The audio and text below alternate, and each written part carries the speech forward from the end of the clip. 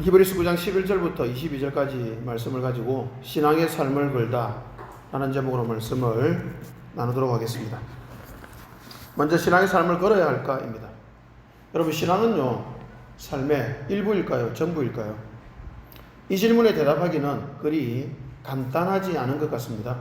사실은 매우 간단하게 당연히 신앙의 삶을 걸어야지 라고 대답하면 될 것 같은데 왜 간단하지 않을까요? 신앙의 삶을 걸어야 될 것 같긴 한데 이때까지 보거나 경험한 바에 따르면 신앙의 삶을 건 사람치고 그다지 바람직한 사람을 본 적이 없었기 때문일 것입니다. 신앙의 삶을 걸고 신앙의 삶의 전부고 그 신앙이 옳은 신앙이라면 분명히 그 삶의 모습은 좋아져야 되는데요. 신앙의 삶을 거는 것처럼 살아가는 사람치고 삶이 좋아지는 사람을 별로 본 적이 저는 없습니다. 그래서 아마 이런 현실이 우리를 대답을 좀 주춤거리게 하지 않을까라고 생각이 됩니다. 그리고 조금 더 깊이 들어가 보면요, 일반 성도에게 신앙의 삶을 걸라고 말해서 성도들이 신앙의 삶을 거는 대가로 목사가 호의호식합니다. 그리고 심각한 타락에 이르죠. 그런 경우들도 많이 보았기 때문에 더 이상 속고 싶지 않은 것도 사실일 것입니다. 도대체 신앙의 삶을 걸어야 할까요? 그러지 말아야 할까요? 두 번째, 신앙의 삶을 건다는 것이 뭘까를 생각해 보겠습니다. 아마 이 부분을 정확하게 인지하지 못하기 때문에 그런 문제들이 생긴 것이 아닌가라고 생각이 됩니다. 첫 번째, 상징의 삶을 거는 것입니다. 신앙의 삶을 거는 것에 대한 오해죠. 그 오해가 상징의 삶을 거는 겁니다. 신앙의 삶을 건다는 말이 불편하게 와닿는 것은 대부분 신앙의 삶을 건다는 말을 오해해서일 것입니다. 신앙의 삶을 건다고 하면서 사실은 엉뚱한 것에 삶을 걸기 때문이죠. 사실은 그런 사람들은 신앙의 삶을 거는 게 아닌데 그것을 요구하고 가르친 사람도 속였고요, 본인도 속아서 어리석은 것에 삶을 걸고 말았던 것입니다. 그렇게 삶을 걸도록 부추긴 목회자들과 그 목회자의 말을 듣고 엉뚱한 것에 삶을 건 교인들 모두를 향한 주님의 안타까운 책망의 말이 있습니다. 함께 마태복음 15장 14절 함께 읽습니다. 시작.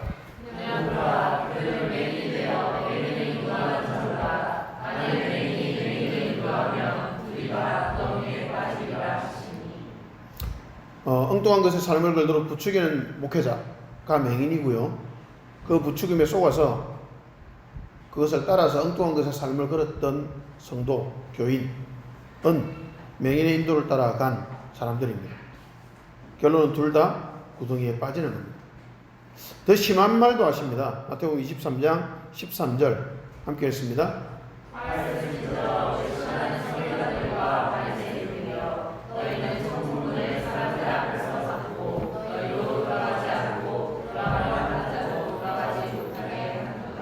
신앙의 삶을 걸어야 하는 것이 맞는데 엉뚱한 것에 삶을 걸도록 만드는 목회자와 그 말을 따라서 엉뚱한 것에 삶을 거는 교인들 모두는요, 화 있을진저 라는 책망을 받을 수밖에 없을 것입니다. 그리고 너무나 무섭게도요, 그 목회자는 천국 문을 가로막고 있는 것이고 교인은 가로막힌 천국 문 앞에 서서 천국에 들어가지도 못하는 무서운 결과를 맞이하고 말 것입니다. 이 말씀은요, 사람의 말이 아니라 주님의 말씀입니다. 엉뚱한 것에 삶을 걸면요, 천국에 들어가지는 못합니다. 너무나 무서운 말이죠. 여러분, 이렇게 책망을 받는 이유는 분명합니다. 바리새인들과 서기관들과 교인들은 신앙의 삶을 건 것처럼 보였지만 엉뚱한 방향을 붙잡았기 때문입니다. 그 엉뚱한 방향이 뭐냐면 본질이 아니라 상징의 삶을 건 겁니다. 히브리서 기자의 말을 들어보겠습니다. 히브리서 9장 9절 함께 읽습니다. 이 장막은 현대를 현실을 상징합니다. 그 장막 제1을 따라 예물과 제사를 드리지만 그것이 의식 진미의 양심을 완전하게 해주지는 못합니다. 바리새인들과 서기관들과 이스라엘 백성들은 예물과 제사의 삶을 걸었습니다. 그리고 한 걸음 더 나아가서 성전이라는 건물의 삶을 걸었죠. 그 모든 것을 히브리서 기자가 해석합니다. 상징이라고요. 아마 당시 이스라엘 백성들은 이 말을 받아들이기가 쉽지 않았을 겁니다. 자신들은 평생 제사와 제물을 본질이라 믿고 살아왔고요. 성전을 본질이라 믿고 살아왔기 때문입니다. 자신뿐 아니라 자기 주변 사람들과 그리고 앞서간 모든 조상들도 그렇게 살았다고 생각을 했기 때문에 전혀 틀렸다는 사실을 몰랐던 것이죠. 그러니 히브리서 기자가 이렇게 말하는 그 내용을 받아들이기가 쉽지 않았을 겁니다. 그러나 예수님이 이 땅에 오시면서 그들이 삶을 걸었던 그 모든 것들이 상징에 불과한 것임을 믿음의 눈이 열린 사람들은 알게 되었습니다. 그 믿음의 눈이 열린 사람 중에 한 사람이 히브리서 기자였고요. 그 히브리서 기자가 그것을 아주 명료하게 그 시대 유대인 그리스도인들에게 가르쳐주고 있는 것입니다. 여러분, 새로운 시대가 열렸고 이제 상징이 나타내는 그 본질이신 예수님이 오셨음을 받아들이는 사람들은 생명을 얻고 누리고 더 풍성히 생명을 누리게 되었습니다. 그 생명을 누리고서야 완전한 확신을 가질 수 있게 되었습니다. 그들이 지금껏 삶을 걸었던 그 신앙이 상징뿐이었음을, 즉 껍데기였음을 그들이 알게 되었다는 것입니다. 그리고 예수를 만나고 누리는 삶이 신앙의 본질임을 깊이 알게 되었죠. 그러나 이 사실을 여전히 거부하는 사람들이 있었습니다. 그들은 여전히 상징에 불과한 제사와 예물과 성전을 신앙의 본질로 붙들고 있었던 사람들이었습니다. 그들은 천국의 문을 가로막았고요. 천국에 들어가려는 사람들과 그들 자신들까지 함께 천국에 들어가지 못하는 무서운 삶을 살아가고 있었던 것입니다. 예수를 믿고 생명을 얻고 누리는 경험을 한 사람들이 이제 핍박을 당하고 있었고, 그래서 유대교로 돌아가려는 움직임이 있었습니다. 그들에게 히브리서 기자는 말하고 있습니다. 신앙의 본질인 예수 그리스도를 만났는데 껍데기요 상징에 불과한 것으로 돌아가는 것은 명백한 배교다라고요. 그것이 히브리서 기자의 아주 분명한 선언이었습니다. 여러분, 신앙의 삶을 건다는 것은요, 껍데기요 상징인 외적인 것에 삶을 건다는 것이 전혀 아닙니다. 우리는 사실 신앙의 삶을 거는 사람을 거의 만나보지 못했던 것 같습니다. 신앙이 아니라 교회 생활의 삶을 걸고, 목사라는 사람의 말의 삶을 걸고, 예배라는 형식의 삶을 걸고, 11조라는 형식의 삶을 걸고, 성전 건축이라는 껍데기에 삶을 거는 사람들만 만나본 것이죠. 그리고 우리도 그렇게 비슷하게 그런 껍데기들의 삶을 걸면서 신앙생활을 해왔던 것입니다. 제가 그런 사람들을 만나보면 만나볼수록 자꾸 느끼는 것은요, 그런 사람들과 가까이 하고 싶지 않다는 사실입니다. 왜냐하면 그런 사람들은 대부분 독성과 외식과 고집이 가득합니다. 다른 사람 말을 듣지 않아요. 완고하고 소통이 되지 않습니다. 그러니 그들이 신앙의 삶을 거는 사람들이라면 신앙의 삶을 건다는 그것이 과연 바람직할까라는 의문이 생기는 것이죠. 그래서 신앙의 삶을 건다는 표현이 불편하게 와닿을 수도 있을 것 같습니다. 저는 사실 이제 기독교인 중에서 종교 생활에 열심을 내는 사람들과 대화하면 무언가 불편함이 늘 있습니다. 분명 예수를 믿는데 예배라는 행위의 삶을 걸고 있고, 교회 건물에 집착하고 있고, 교회 행사에 집중하고 있는 모습이 안타깝기만 합니다. 이런 사람들은 껍데기에 삶을 걸고 있는 것이기에 결코 바람직한 신앙인의 모습은 아닐 것입니다. 이런 의미에서 신앙의 삶을 건다는 표현은 전혀 바람직하지 못한 표현인 것이죠. 종교적인 의식의 삶을 거는 것, 종교적인 행위의 삶을 거는 것은 가장 어리석은 행동입니다. 본인은 열심히 신앙생활 한다고 생각하는데 주님으로부터는 화 있을진저 라는 책망을 듣게 되는 무서운 결말을 맞이할 것이기 때문입니다. 우리는 신앙의 삶을 걸어야 하지만 이런 의미에서 상징이나 껍데기에 삶을 거는 어리석음에서는 벗어나야만 할 것 같습니다. 리더가 그걸 가르친다면 천국 문을 가로막고 서서 자신과 교인들을 함께 지옥으로 이끄는 것이 될 것이요, 성도가 껍데기의 삶을 건다면 천국 문이 가로막힌 채로 신앙생활을 하는 불쌍한 존재가 되고 말 것입니다. 두 번째, 그럼 이제 무엇의 삶을 걸어야 할까를 말씀드리겠습니다. 결론부터 말씀드리면 본질의 삶을 걸어야만 합니다. 상징이 아니라면 무엇의 삶을 걸어야 할까? 껍데기가 아니라면 무엇의 삶을 걸어야 할까요? 당연히 상징이 나타나는 본질, 그것의 삶을 걸어야 되고요, 껍데기 안에 있는 알맹이, 그것의 삶을 걸어야만 할 것입니다. 그 본질은 무엇이며 그 알맹이는 무엇일까요? 본질이 중요하니, 알맹이와 내용이 중요하니 껍데기와 형식을 다 버리자 라는 주장이 만만치 않게 많이 있는 시대입니다. 형식이 의미가 없으니 목사가 술, 담배를 하고요, 껍데기가 중요하지 않고 내용만 중요한데 예배와 교회 생활도 형식이니 완전히 자유로워지자고 한다면 그건 문제가 심각합니다. 실제로 술, 담배를 하는 목사들이 점점 많아지고 있습니다. 저는 거기에는 전혀 동의할 수가 없습니다. 하나님이 형식을 주신 이유도 분명히 있기 때문입니다. 그것은요, 형식이 있어야 내용이 담길 수가 있습니다. 술, 담배까지 하는 그런 목사님들 만나서 이야기해보면요, 선을 넘어서는 경우가 많이 있습니다. 교리적인 부분에서 선을 넘어서는 경우도 제법 있어요. 형식이 무너졌기 때문에 내용이 온전히 담길 수가 없는 것입니다. 여러분, 형식이 중요하지 않은 것이 절대로 아닙니다. 형식은 너무나 중요합니다. 근데 형식이 생명이라고 붙들면 안 돼요. 형식은 형식일 뿐입니다. 내용을 담을 그릇이죠. 그러나 그 내용을 담을 그릇을 무시하고서는 내용이 제대로 담길 수가 없는 것입니다. 자, 그럼 우리는 무엇의 삶을 걸어야 될까요? 형식을 무시하지 않되 형식이 전부가 아님을 알아야 됩니다.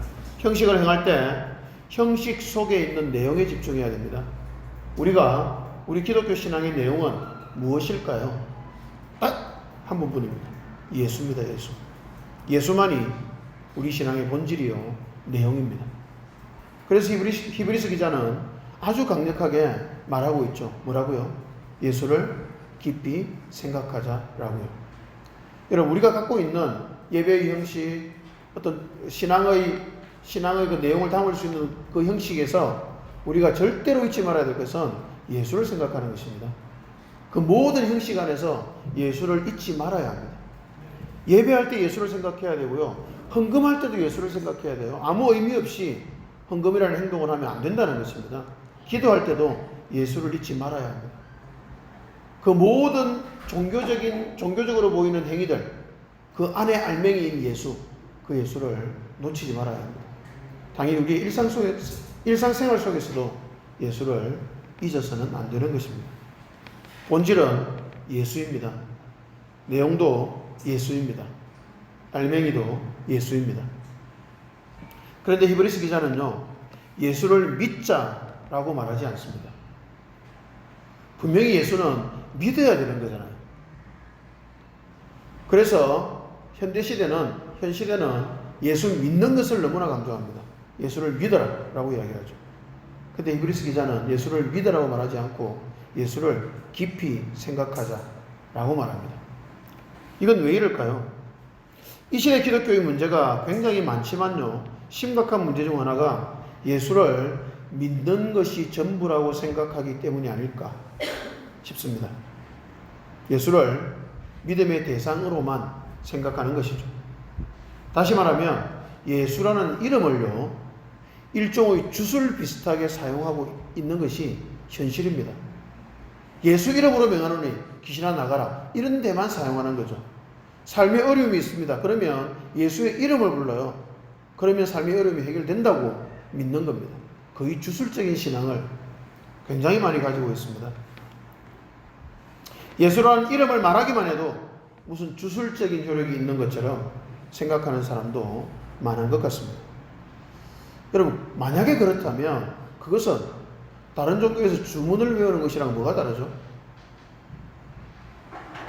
저는 그 차이를 별로 느끼지 못할 것 같습니다.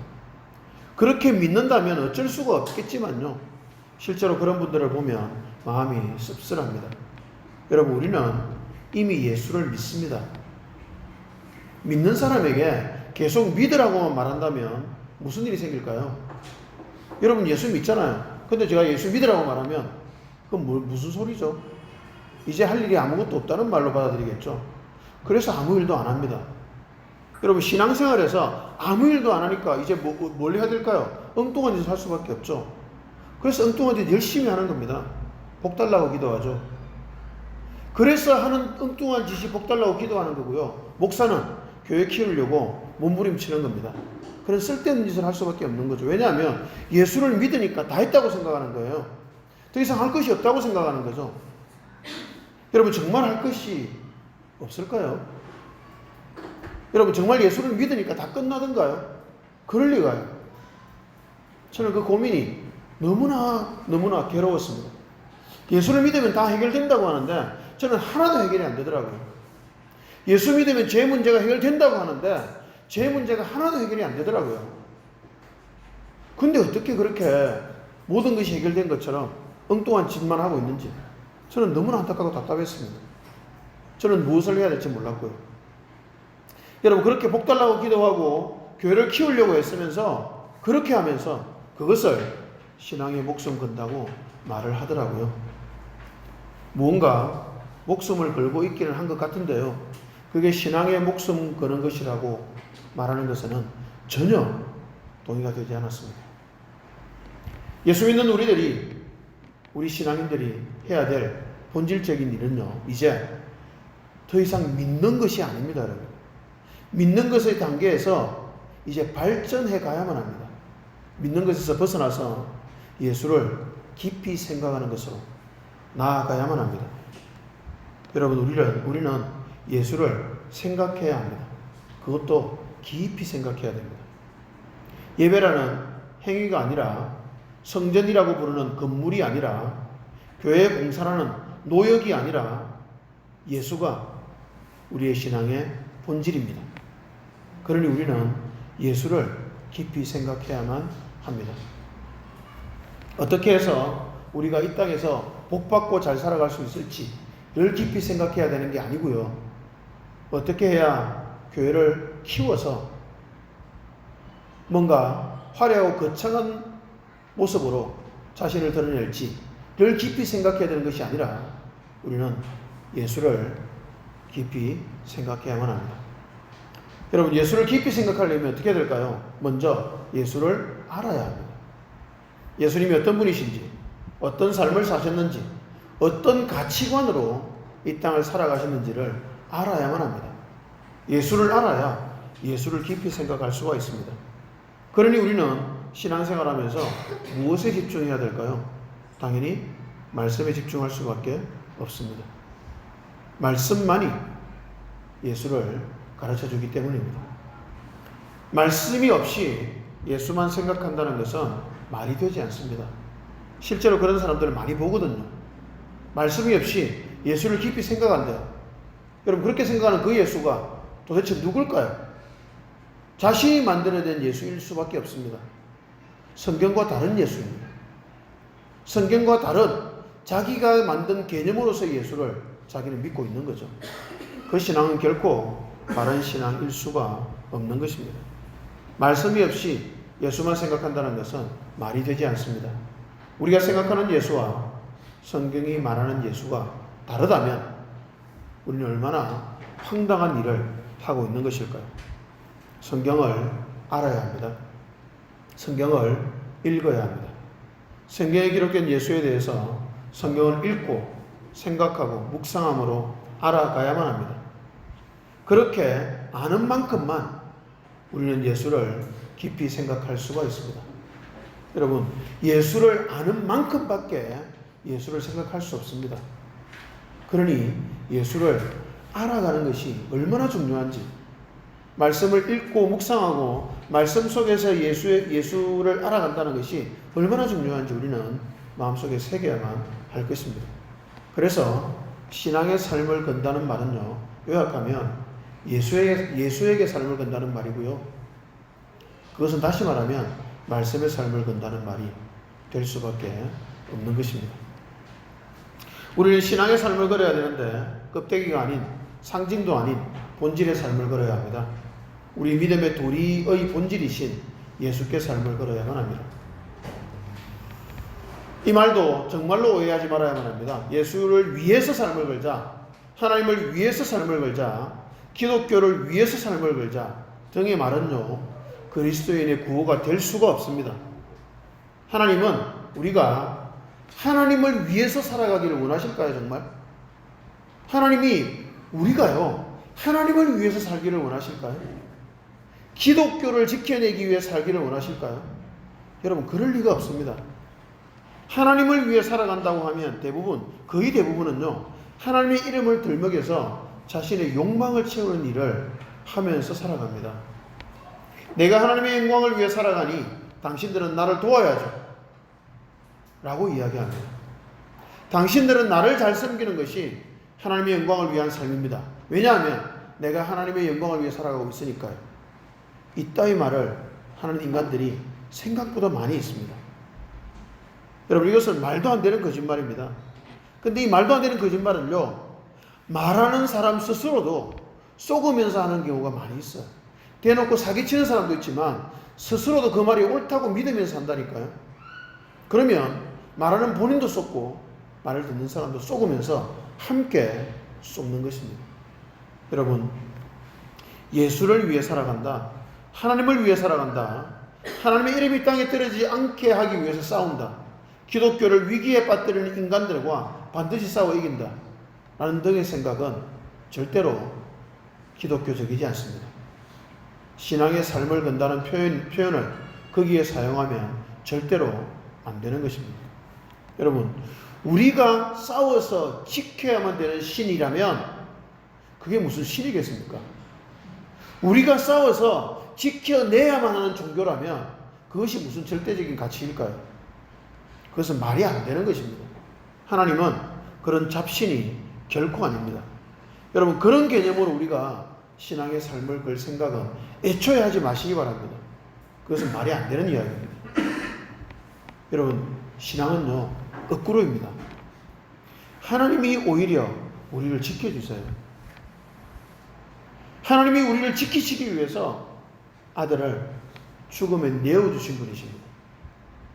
여러분, 그런 하나님을 위해서 우리가 우리 목숨을 걸고 살아간다, 이건 말이 안 되는 겁니다.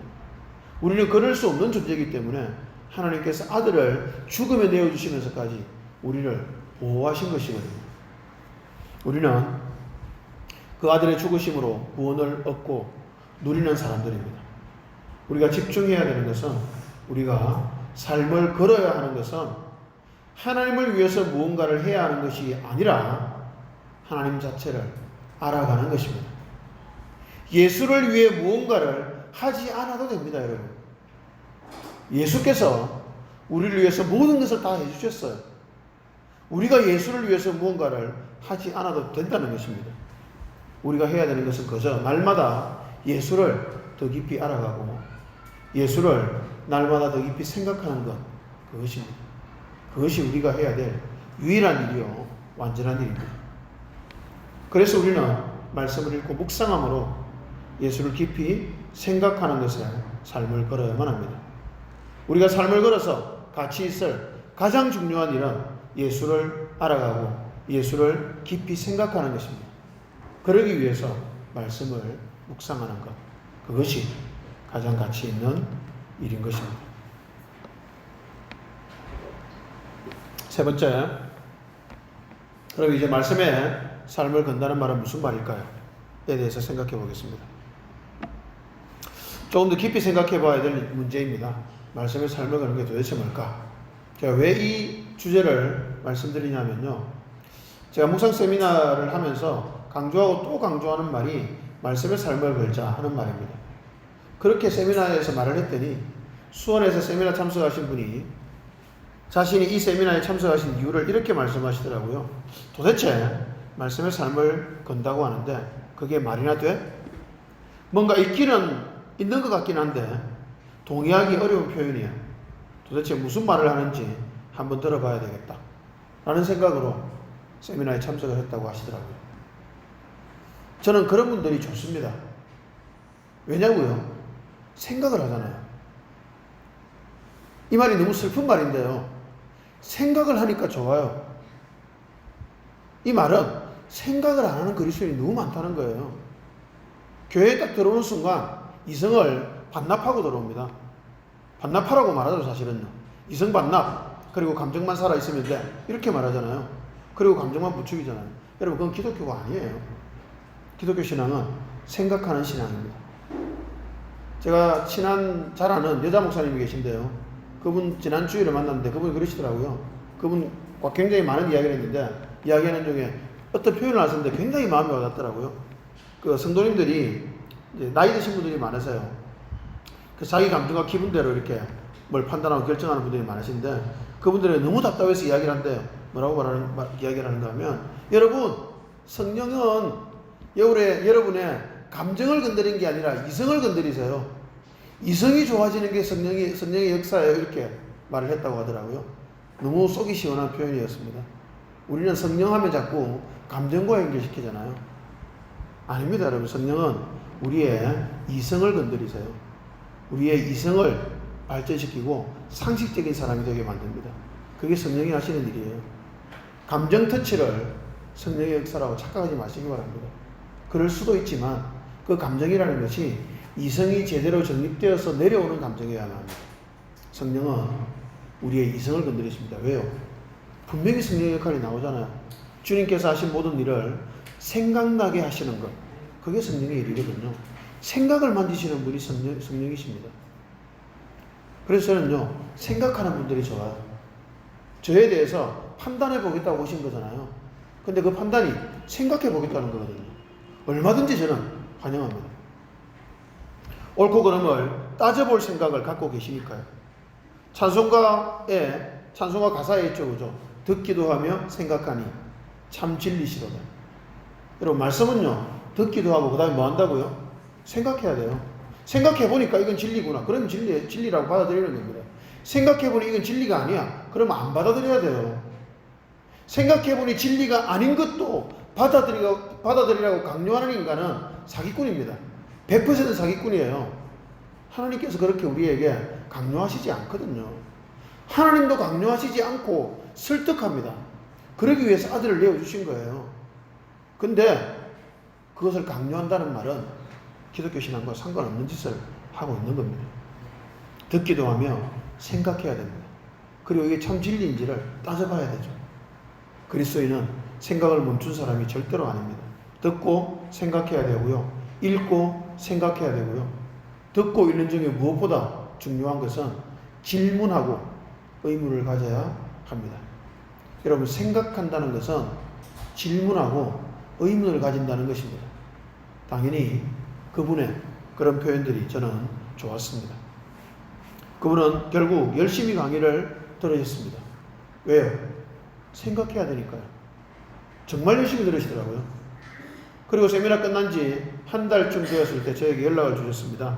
핑계는 자신이 안 쓰는 오래된 카메라가 있는데 제가 카메라 강의할 때 필요하면 사용하시라고 드리고 싶다고 이유를 대고 그렇게 저를 만나자고 하셨습니다.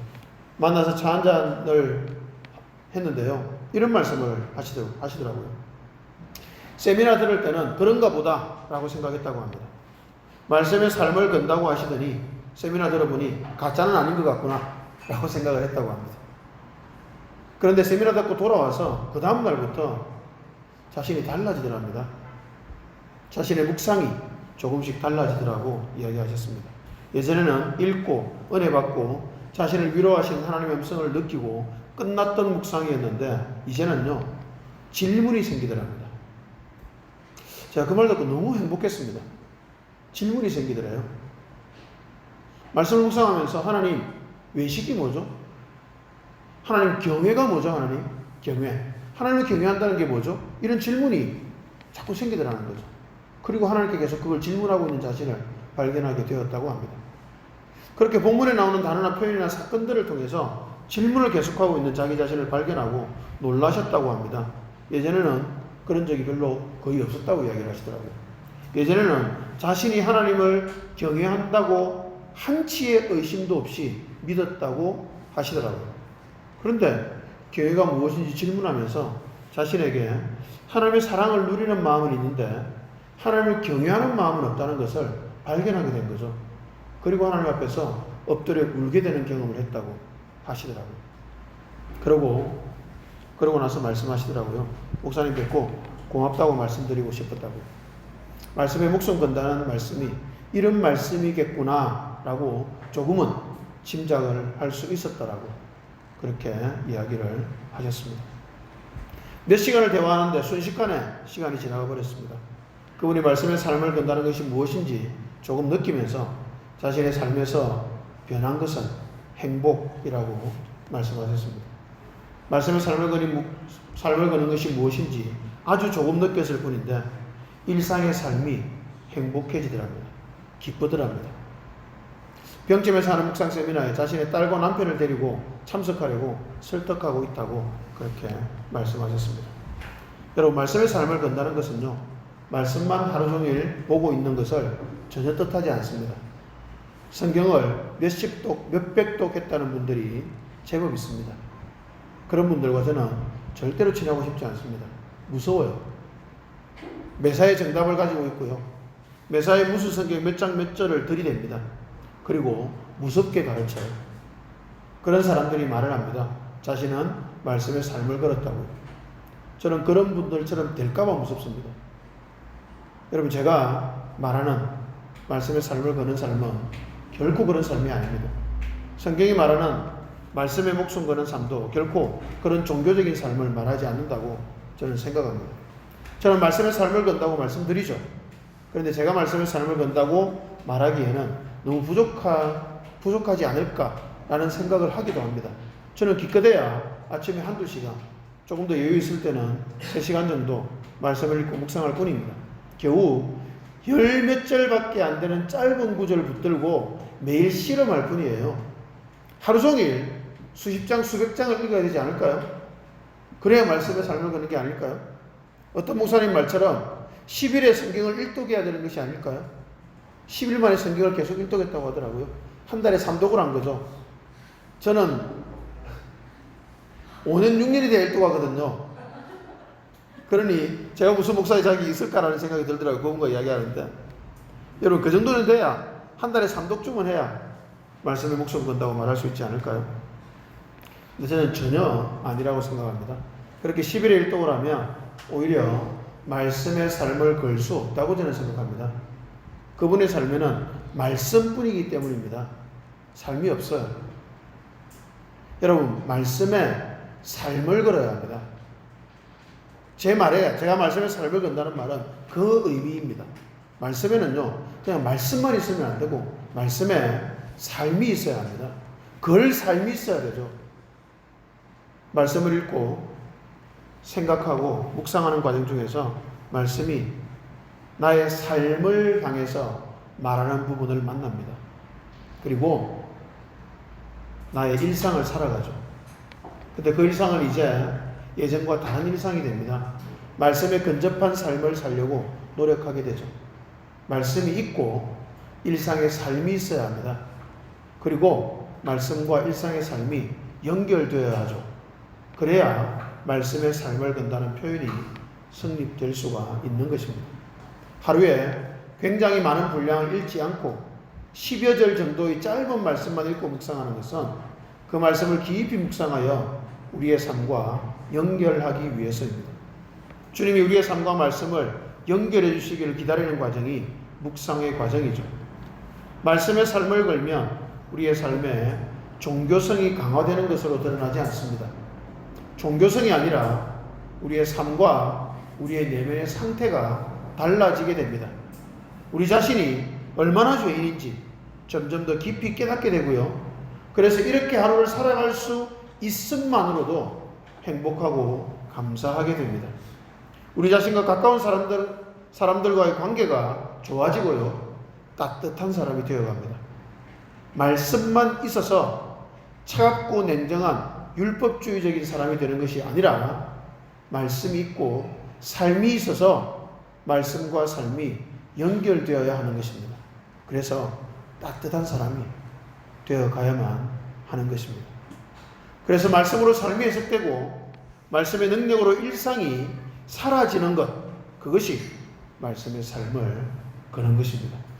여러분, 말씀에는 삶을 거는 것입니다. 말씀만 주구장창 읽고 또 읽어서 1독하고 2독하고 10독하고 100독에서 말씀으로 다른 사람 정죄하는 무서운 사람이 되는 것이 아니라 말씀을 읽고 묵상하고 우리의 삶에 적용해 주시는 성령의 능력을 힘입어서 우리의 내면이 변하고 주의 은혜를 깊이 누려가면서 행복해지고 점점 삶이 성숙해져가고 변해가는 것이 말씀 묵상입니다. 그것이 말씀의 삶을 거는 것입니다. 이제 마지막으로 사역에 대해서 말씀을 드리고 말씀을 맺겠습니다. 그럼 이제 사역이란 무엇일까요? 갑자기 왜 사역 이야기를 할까요? 우리 그리스도인은 두 가지로 부름을 받았기 때문입니다. 첫째는 구원으로 부르심을 받았고요. 둘째는 사역으로 부르심을 받았죠. 우리가 말씀을 읽고 묵상하는 것에 삶을 걸어야 되는 이유가요, 구원을 누려가기 위해서입니다. 그러나 결코 거기에서 멈추지 않습니다. 구원을 올바로 누려가면 반드시 사역으로 연결이 됩니다. 그런데 사역이라고 할 때 그 의미를 분명하게 하지 않으면 또 황당하게도 종교성에 빠지게 됩니다. 사역이란 무엇일까요? 간단히 요약해서 말씀드리자면 우리 자신이 말씀의 삶을 걸어서 누리는 이 참된 행복을 다른 사람들도 누리도록 도와주는 것입니다. 다시 한번 말씀드릴게요. 우리 자신이 말씀의 삶을 걸어서 누리는 이 참된 행복을 다른 사람들도 누리도록 도와주는 것, 그것이 사역입니다. 제가 늘 말씀드리죠. 말씀 묵상 세미나를 하면 한 가지를 위해서 기도한다고요. 주님, 이번 세미나를 통해서 말씀의 삶을 거는 분이 한 사람이라도 일어나게 해주세요 라고 저는 기도합니다. 왜 이런 기도를 할까요? 저는 세미나에서 제가 유명해지는 것에는 관심이 없습니다. 사실 세미나의 목적이 유명해지는 것이라면 저는 세미나를 절대로 하지 않을 것입니다. 유명하면요, 사실 불편한 것입니다. 유명해져서 저에게 이로울 것은 전혀 없다고 저는 생각합니다. 유명해져서 돈이 많이 벌리고 돈이 많아지면 저는 타락할 가능성이 높거든요. 너무 바빠져서 삶이 행복해질 수도 없을 것 같아요. 너무 바빠져서요, 여유롭게 사진 찍으러도 못 다녀요. 그러면 저는 하나도 행복하지 않을 것 같습니다. 그게 무슨 행복입니까? 그죠? 그래서 저는 유명해지고 싶은 생각이 꿈에도 없습니다. 그럼에도 불구하고 제가 말씀 묵상 세미나를 계속하는 이유가 있습니다. 이유가 굉장히 분명합니다. 그것은요, 사람이 가장 행복해질 수 있는 비결이 말씀의 삶을 거는 것이라고 믿기 때문입니다. 그래서 그런 사람들을 세워가기 위해서입니다. 실제로 그렇게 말씀의 삶을 걸어서 행복해져 가는 사람을 만날 때 저는 말할 수 없는 깊은 감격을 누립니다. 제가 인생을 행복하게 사는 이유가 여러 가지가 있는데요. 그 중에서 가장 깊은 행복을 줄 때, 그때가 그런 사람을 만날 때입니다. 그러니 저는 세미나를 열심히 할 수밖에 없는 거죠. 사진 생초법원 강의를 얼떨결에 하게 되었습니다. 목사가 뭘 이런 걸 다 하나? 라고 사람들이 생각할 수 있을 것 같은데요. 저도 할 생각이 전혀 없었죠. 그런데 한 분이 사진 좀 배우고 싶은데 강좌를 열어주시면 안 되냐라고 말씀하셨습니다. 그 말씀을 듣는데 그런 생각이 들더라고요. 제가 사진으로 무척 행복을 누리고 있고 사진으로 나 자신을 발견하기도 하고 하나님과 대화하기도 하고 무엇보다 자연을 깊이 묵상하게 됩니다. 이 행복을 다른 사람도 누릴 수 있도록 돕는 것이니까 이것도 역시 사역일 수 있겠다라는 생각이 들더라고요. 그래서 시작을 하게 되었습니다. 예상보다 많은 분들이 신청해 주셨고요. 저는 중고 카메라 구해 드리느라고 엄청 바쁘고 정신 없었습니다. 지난주 토요일 날 카메라 3대를 제가 구한 것 같아요. 근데요, 재미있고 행복합니다. 카메라 배우는 분들이 동일한 행복을 누릴 수 있기를 기대하면서 강의를 준비하고 있는데요. 참 행복합니다. 여러분, 사역은요, 종교적인 영역을 확장하는 것을 전혀 뜻하지 않습니다. 여러분 자신이 먼저 말씀을 묵상함으로 충분히 행복을 누려야 됩니다. 제가 이렇게 사역을 할 수 있는 이유는요, 계속 할 수 있는 이유는 제가 행복해서입니다. 만약에 사역을 하다 어느 순간 이게 일이 되고 제가 전혀 행복하지 않게 된다면 저는 사역을 멈출 거예요. 그건 더 이상 사역이 아닙니다, 여러분. 사역하는 자가 행복하지 않다면 그것은 더 이상 사역이 아닙니다. 사역일 수 없어요. 여러분 자신이 먼저 말씀을 묵상함으로 행복을 깊이 누려가야 합니다. 말씀의 삶을 거는 이 본질적인 행복을 깊이 누려가야 합니다. 그러면 이제 어떤 생각이 드냐면 다른 사람도 이 행복을 누렸으면 좋겠다라는 생각이 들어요. 그 마음에 따라 사람들을 만나서 그들을 말씀으로 이끌어드리는 것, 그것이 사역입니다. 그것이 어떤 형태가 될지 모르지만 그 모든 형태들은 다 사역이 됩니다. 여러분 자신의 그 행복을 내가 사랑하는 누군가가 누리도록 돕는 것이 사역입니다. 사역의 가장 중요한 도구가 말씀이기 때문에 말씀을 통해서 행복을 누려가는 것은요, 가장 중요한 사역의 준비가 되기도 하는 것입니다. 말씀을 깊이 묵상하고 말씀을 통해서 깊은 행복을 누려감으로 사역자로서 잘 준비되어가는 여러분들이 되면 좋겠습니다. 요약을 하고 결론을 내리도록 하겠습니다. 신앙의 삶을 건다는 것은 종교적 행위의 삶을 건다는 것이 전혀 아닙니다. 예배라는 행위의 삶을 걸고 교회 봉사라는 행위의 삶을 거는 것이 전혀 아닙니다. 전도라는 행위에도 삶을 거는 것이 아닙니다. 이런 모든 것은 상징이요 껍데기입니다. 신앙의 삶을 건다는 것은 알맹이의 삶을 거는 것이요 본질의 삶을 거는 것입니다. 그 본질은 예수님입니다. 그 예수님은 성경을 통해서 알아가야만 합니다. 성경에 있는 예수님과 내가 아는 예수님이 똑같아지는 것이 우리의 신앙의 목표가 되어야만 합니다. 그 예수를 깊이 생각해야 합니다. 그러기 위해서 우리는 말씀을 묵상해야 하죠. 말씀을 묵상하는 과정을 통해서 예수를 알아가고 예수를 깊이 생각하게 되고 그 과정을 통해서 우리의 삶이 해석되는 경험을 하게 됩니다. 그 과정이 말씀의 삶을 거는 것입니다. 신앙의 삶을 건다는 것은 곧 말씀의 삶을 거는 것이 되어야만 합니다. 이런 식으로 말씀의 삶을 걸면 반드시 삶이 행복해집니다. 주변 사람과의 관계도 반드시 좋아집니다. 이 관계를 행복하게 누려가게 되는 것이 말씀의 삶을 거는 사람에게 주시는 하나님의 복입니다. 여기서 멈추지 않습니다. 말씀의 삶을 걸면 놀랍게도 참된 사역을 할 수 있게 됩니다. 사역이란 말씀을 통해 우리 자신이 누리는 이 놀라운 행복을 다른 사람도 누리도록 돕는 것입니다. 우리가 도와서 누군가 이런 행복 속으로 들어가는 것을 보는 것은 우리 인생에서 가장 큰 행복입니다. 이 큰 행복을 누리도록 주님이 우리를 말씀으로 초청하신 것입니다. 말씀이 생명입니다. 말씀의 삶을 걸어서 이 모든 참된 행복을 누려가는 우리 모두가 되시기를 주님 이름으로 축복합니다. 아멘.